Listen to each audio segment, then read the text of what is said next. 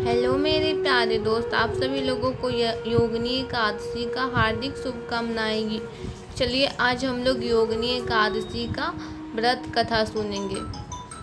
योगिनी एकादशी का व्रत कथा महाभारत काल की बात है कि एक बार धर्मराज युधिष्ठिर ने भगवान श्री कृष्ण से कहा, हे त्रिलोकीनाथ, मैंने ज्येष्ठ माह के शुक्ल पक्ष की निर्जला एकादशी की कथा सुनी है।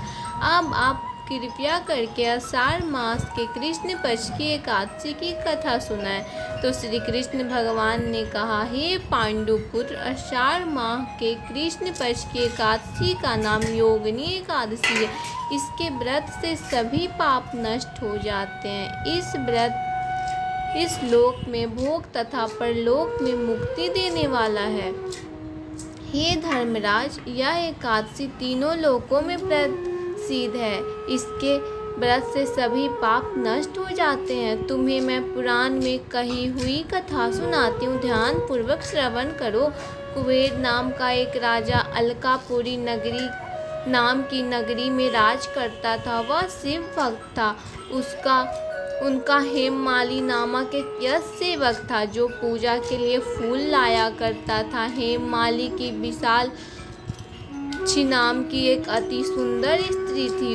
एक दिन वह मानसरोवर से पुष्प लेकर आया, किंतु काम सख्त होने के कारण पुष्पों को रखकर अपनी स्त्री के साथ रमन करने लगा। इस भोग विलास में दोपहर हो गई। हेममाली की राह देखते देखते जब राजा कुबेर को दोपहर हो गई तो उन्होंने क्रोधपूर्वक अपने सेवकों को आज्ञा दी कि तुम लोग जाकर पता लगाओ कि हेममाली अभी तक पुष्प लेकर क्यों नहीं आया है। जब सेवकों ने उसका पता लगा लिया तो राजा के पास जाकर बताया, हे राजन, वह हेममाली अपनी स्त्री के साथ रमन कर रहा है। इस बात को सुनकर राजा कुबेर ने हेममाली को बुलाने की आज्ञा दी। डर से कांपता हुआ हेममाली राजा के सामने उपस्थित हुआ। उसे देखकर कुबेर को अत्यंत क्रोध आया और उसके होठ फड़फड़ाने लगे।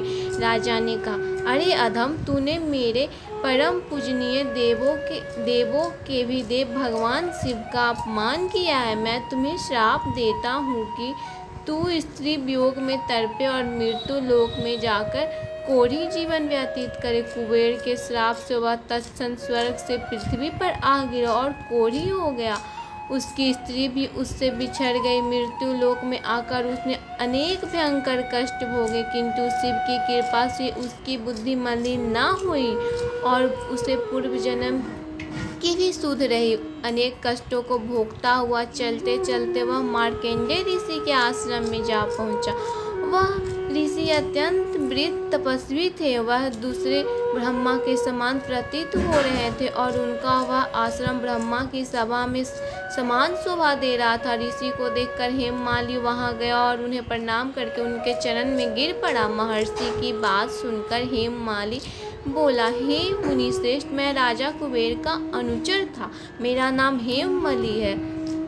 मैं प्रतिदिन मानसरोवर से फूल लाकर शिव पूजा के समय कुबेर को दिया करता था। एक दिन पत्नी सहवास के सुख में फंस जाने के कारण मुझे समय का ज्ञान नहीं रहा और दोपहर तक पुष्प ना पहुंचा सका। तब उन्होंने मुझे श्राप दिया कि तू अपनी स्त्री का वियोग और मृत्यु लोक में जाकर कोढ़ी बनकर दुख भोगेगा। इस कारण मैं कोढ़ी हो गया हूँ तथा पृथ्वी पर आकर भयंकर कष्ट भोग रहा हूँ।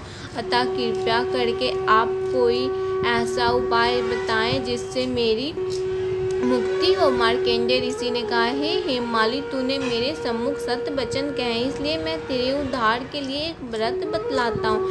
यदि तू आषाढ़ मास के कृष्ण पक्ष की योगिनी नामक एकादशी को विधान पूर्वक व्रत करेगा तो तेरे सभी पाप नष्ट हो जाएंगे। महर्षि की वचन सुनकर हेममाली अति प्रसन्न हुआ और उनके वचनों के अनुसार योगिनी एकादशी का विधान पूर्वक व्रत करने लगा। इस व्रत के प्रभाव से अपने पुराने स्वरूप में आ गया और अपनी स्त्री के साथ सुखपूर्वक रहने लगा। भगवान श्री कृष्ण ने कहा, हे राजन, इस योगिनी एकादशी की कथा का फल 88,000 ब्राह्मणों को भोजन कराने के बराबर है। इस व्रत से सभी पाप नष्ट हो जाते हैं और अंत में मोक्ष प्राप्त करके प्राणी स्वर्ग का अधिकारी बन जाता है।